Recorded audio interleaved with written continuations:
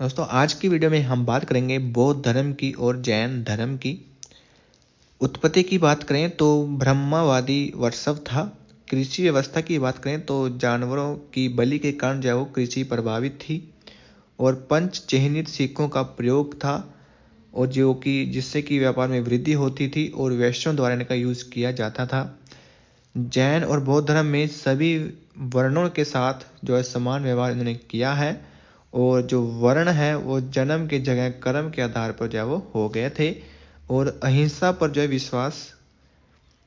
विश्वास था। पहले हम बात करेंगे जैन धर्म की। जैन धर्म जो महान शिक्षक थे जिसको बोलते हैं तीर्थकर, यानी कि जैन धर्म में टोटल 24 तीर्थकर थे। आपको सारे पढ़ने की जरूरत नहीं है, सिर्फ पहले और लास्ट के 2 पढ़ेंगे। जो पहले थे उसका नाम था ऋषभ देव, जिनका जन्म अयोध्या में हुआ था और इनका जो कि चिन्ह था वो था बैल। 23वें थे पार्श्वनाथ, जिनका राजधानी या फिर जन्म की बात करें तो वाराणसी है और इनका जो चिन्ह है वो था सर्प यानी कि सांप। 24वें और अंतिम जो जैन धर्म के तीर्थकर थे वो थे वर्धमान महावीर, जिनकी राजधानी थी वैशाली और इनका चिन्ह था शेर। और वर्धमान महावीर को ही वास्तविक संस्थापक जो माना जाता है जैन धर्म का। वेदों में केवल 2 तीर्थकरों का उल्लेख है, पहला है ऋषभ देव, दूसरा है अरस्टिनोमी जो कि 22वें तीर्थकर थे। अब बात कर लेते हैं वर्धमान महावीर की, जो कि काफ़ी ज़्यादा इंपॉर्टेंट है, आपके एग्जाम में यहीं से क्वेश्चन जब पूछे जाते हैं। पहला है कि महावीर का जन्म 540 बीसी में हुआ है, कुंडल गांव में हुआ था, वैशाली में, बिहार के। मृत्यु की बात करें तो 468 बीसी में 72 वर्ष की आयु में हो गई थी, पावापुरी में जो कि बिहार में है, बिहार का विहार शरीफ में।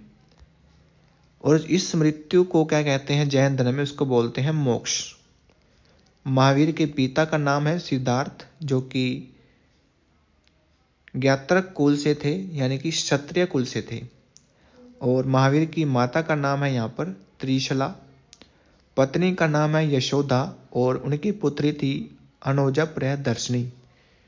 ठीक है, अनुजा प्रियदर्शनी, जिनका जो विवाह हुआ था उनके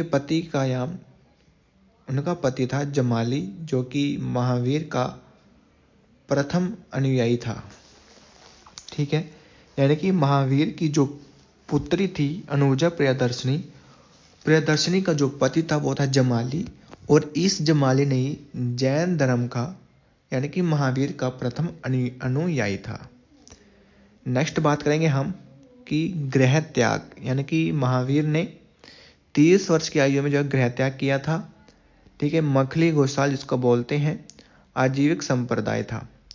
ठीक है जी, और उनको जो ज्ञान प्राप्त हुआ वो 42 वर्ष की अवस्था में साल वृक्ष के नीचे रज्जुपालिका नदी के किनारे पर उनको ज्ञान प्राप्त हुआ था। और ज्ञान प्राप्त को जैन धर्म में केवल्य बोला जाता है। जैन धर्म में क्या बोलते हैं, केवल्य, जिसको ज्ञान प्राप्त हो जाए।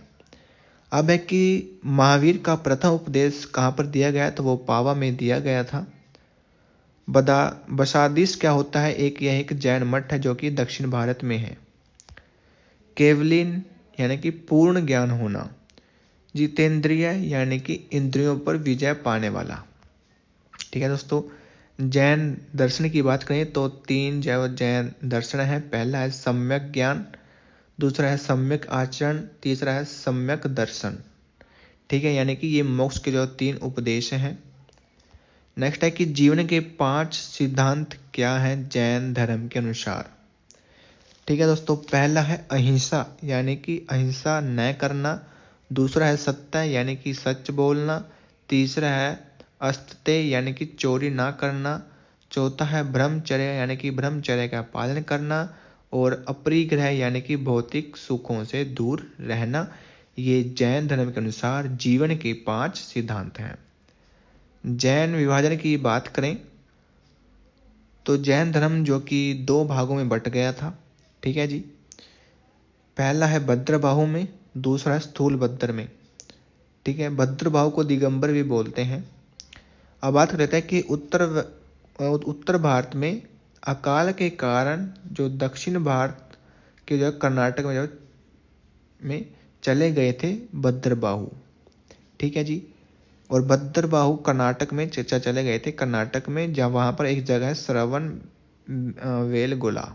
ठीक है जी, और यहाँ पर ही चंद्रगुप्त मौर्य ने जो सलेखना का व्रत किया था, जहाँ पर उनकी मृत्यु हो गई थी। जो स्थूलभद्र हैं ये अकाल जब पड़ा था तो वे उत्तर भारत से में ही रहे थे, और इन्होंने जो श्वेत वस्त्र जो धारण कर लिए थे, इसलिए इनको श्वेतांबर भी कहा जाता है। अब बात कर लेते हैं कि प्रथम बौद्ध जैन संगति कब हुई थी। प्रथम बौद्ध जैन संगति ये हुई थी 298 BC में। 12 अंग इसमें संकलित थे। इसको संरक्षण दिया था बिंदुसार ने, जो कि चंद्रगुप्त मौर्य का पुत्र था। ठीक है दोस्तों, 298 बिंदुसार ने संरक्षण दिया। जो दूसरी बौद्ध संगति थी, दूसरी बौद्ध जैन संगति जो कि 512 में हुई थी वल्लभी में, गुजरात में। ठीक है जी, जैन साहित्य की बात करें तो ये प्राकृतिक भाषा में लिखा गया है। अब बात कर लेते हैं वास्तुकला की जैन धर्म की।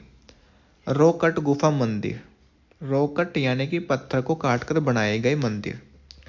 इसमें आता है हाथी गुफा जो कि खारवेल के राजा द्वारा बनाई गई थी उड़ीसा में। फिर है उदयगिरी और खंडगिरी गुफाएं जो कि ये भी उड़ीसा में ही है। नेक्स्ट है दिलवाड़ा जैन मंदिर जो कि राजस्थान के माउंट आबू में है, और जो वस्तुपाल है वो बंधुओं द्वारा जो है निर्मित है। नेक्स्ट है गोमतेश्वर या फिर बाहुबली की प्रतिमा। ये जो है श्रवण बेलगोला में है, यानी कि कर्नाटक में है, और ये अमात्य अभिषेक है। और जो बाहुबली थे ये ऋषभ देव के पुत्र थे। अब बात कर लेते हैं कि जैन धर्म के अनुयायी कौन हैं। तो चंद्रगुप्त मौर्य और उनके पुत्र बिंदुसार जैन धर्म के अनुयायी हैं। बिंबिसार की बात करें तो ये महावीर स्वामी और गौतम बुद्ध के समकालीन थे, और इनका पुत्र भी जो जैन धर्म का अनुयायी था। यानी कि चंद्रगुप्त और चंद्रगुप्त के पुत्र, बिंबिसार और बिंबिसार के पुत्र, ठीक है, ये क्या थे, जैन धर्म के अनुयायी थे।